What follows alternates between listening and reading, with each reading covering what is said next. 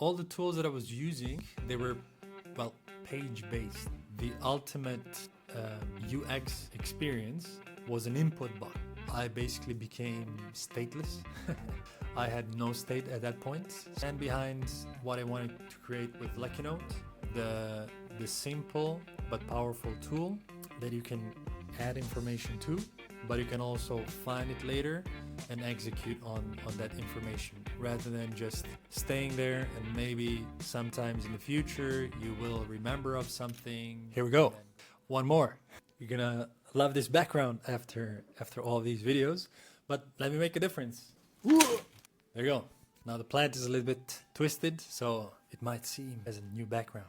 But yeah, speaking about backgrounds and, well, the design in general, I wanted to share on why I decided to make Luckynote look the way it looked. So over the years, again, take into account it was 2019, all the tools that I was using, they were, well, page-based. All the note-taking tools, the cloud storages and everything, it was like a file or a page. So you couldn't merge any of this. So no file could be a task. And if you, for example, I was using Notion. At one point I was even paid customer for Notion, but then I gave up because all my information that I put inside, I didn't find it later. But in Notion, you cannot put a task on a file. So weirdly, that was my use case because there's some documents that I want to come back later. So even if I put a task on the page, I wouldn't, there was no option to filter for all the tasks in all the pages. And at a time, like, I stopped using social media. I was focusing on my own life. I noticed that I can just like dwell on the pages on Instagram, on Facebook, whatever. Just like the time would just disappear. And most of my communication was through chats. So I really loved Telegram. It was, for me, very optimized. I love it more on top of WhatsApp. Somehow WhatsApp was always clunky to me. But the cool thing on top of that, what Telegram had, what WhatsApp didn't, was saved messages. So that was the space where I can just like post anything and it will just stay there. So any kind of link, file, image, whatever, just send it and it's automatically synced between your device and all other devices. For me, that was like a mind-blowing experience. I was like, wow, this is the thing that I want to have. But the thing that I was missing afterwards, it only became one thread of information that if I wanted to edit, it was a simple message. So I couldn't do anything more about it if I needed. So that's why I started thinking about the concept, what they built and how I can upgrade that. And I started looking into the future because at the time the Telegram bots were still a thing. They're definitely a thing now, but you could, for example, tell a bot in the chat message to do something and then he would reply. So again, that was before the AI age. And I was thinking to myself, so theoretically, the ultimate UX experience was an input box. Because if you type in an input box, whatever it is, the image, the file, whatever, you can give instruction. And with that message, you tap into whatever comes up next, you can get a response. So if you wanted to do something with a file, to change something, all that stuff, eventually it can end up in that direction, that is talk with your element. So that's why I started creating the design of Luckynote in that way. I focused on the quickest way you can save something. And for me, the quickest way was just sending a message. So this is what is surfaced the moment you open the app, and everything else was based just on that. So the concept was you're messaging yourself throughout. So funnily enough, over the years, WhatsApp introduced the same thing and everybody was like raving about it. But since I was working for other company, I didn't feel that I was in a position that if I showcase my product now, that it's going to be picked up by general public, and then I would not be able to, follow up on the hype, since I didn't have the privilege of quitting my job because my job was tightly connected with the visa that I had.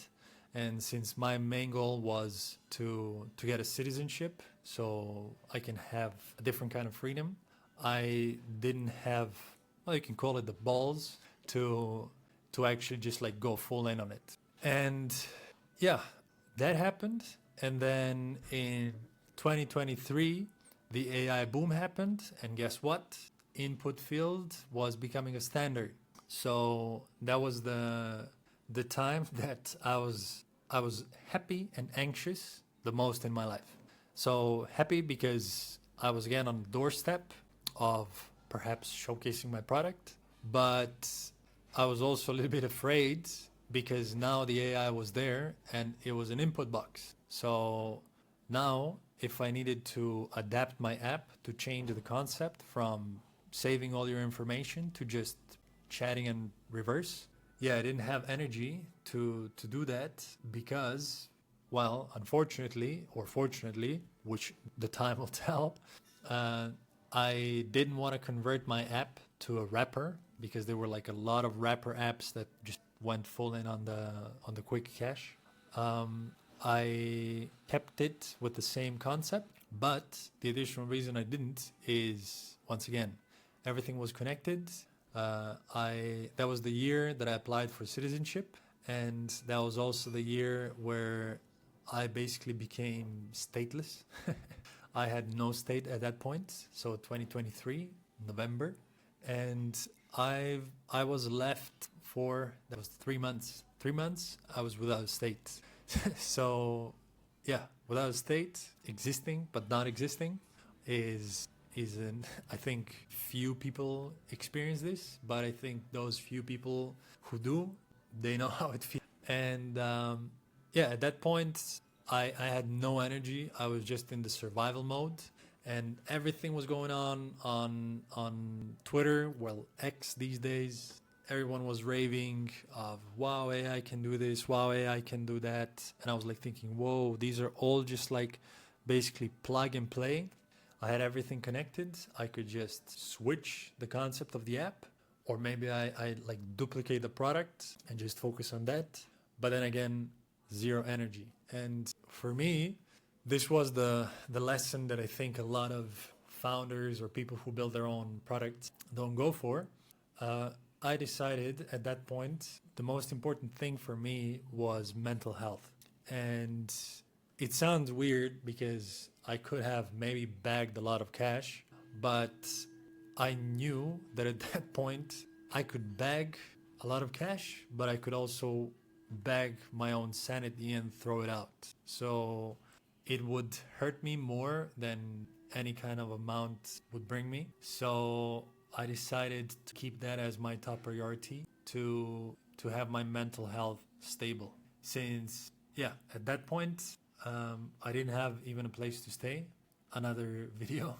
But I ended up living with my cousin for 3 months through that period.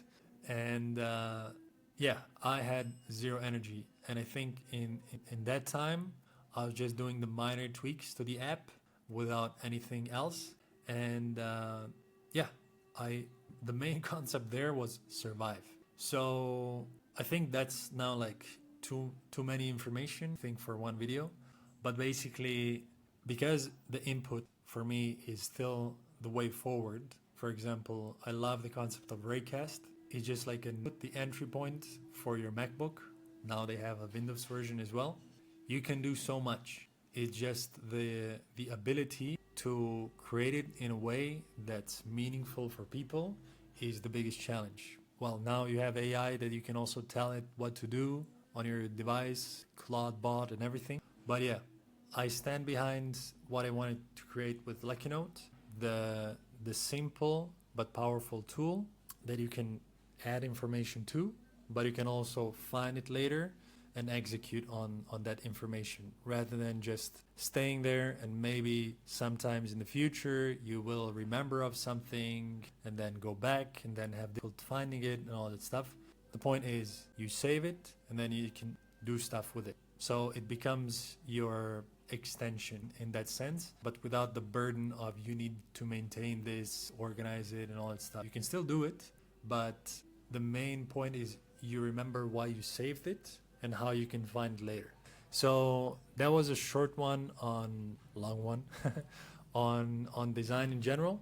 And yeah, we will talk about other concepts in the next video. So looking forward to seeing you there. Cheers.